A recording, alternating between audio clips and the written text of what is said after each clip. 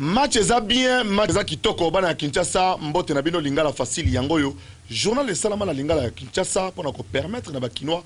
ba ndenge mboka eza kotambola information ya munene ya liboso. Vice-premier ministre Nzanga Mobutu akitaki na terrain mikoloyo akendeki na ministère ya santé impact na idéologie. Mikoloyo ba membre ya gouvernement nyonso ba tomoki ndenge bozali komona awa vice-premier ministre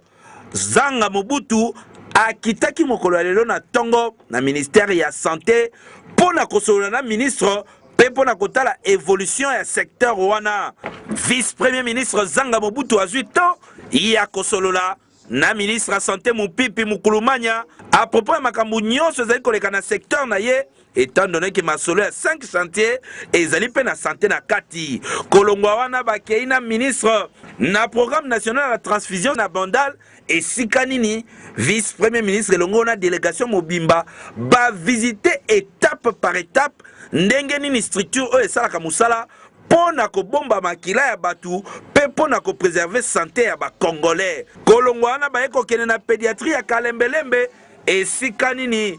vice-premier ministre Nzanga Mobutu a visité ba salle nyonso esika nini bazali ko soigner bana petit a ekokota na salle d'urgence esika nini afutelaki pe mwana moko mbongo ya opération nyonso basengaki na sima na yango ba mama oyo bakangaka na kati ya ba hôpital likolo ya mbongo abimisi plus de 50 et salami avec impact na idéologie kolonga ya vice-premier ministre Nzanga Mobutu wana bakei na ba dépôt pharmaceutique esika nini ba centrale ya ba achat ba pharmacie ezalaka batali évolution ya masolo ndenge za kote kuna yango wana ye moko pe expliquer na suka bilan bolandaki tobandaki d'abord na ministère de la recherche scientifique sima na ministère de l'habitat la semaine passée dans le ministère des affaires foncières le long de ministre de la santé à Mbingaye na cabinet nae to soli makambo etali ministère de la santé et bisinga ba problème so ya zanango eza makambo etali fonctionnement to on a budget ya ministère nae to ki kotala 2 centres de santé d'abord centre national et la transfusion sanguine et puis tu écoutes la centre pédiatrique na Kalembelembe.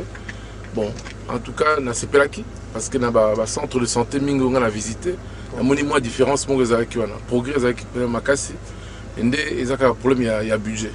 et à ça là ton dimeli yo papa boyende ezalaka mokonzi esengeli ye ba makambo nyonso sur terrain surtout yo chargé à besoins sociaux de base et singeli réellement qui t'a na base boende malamu talaka pe ba ministre na yo nyonso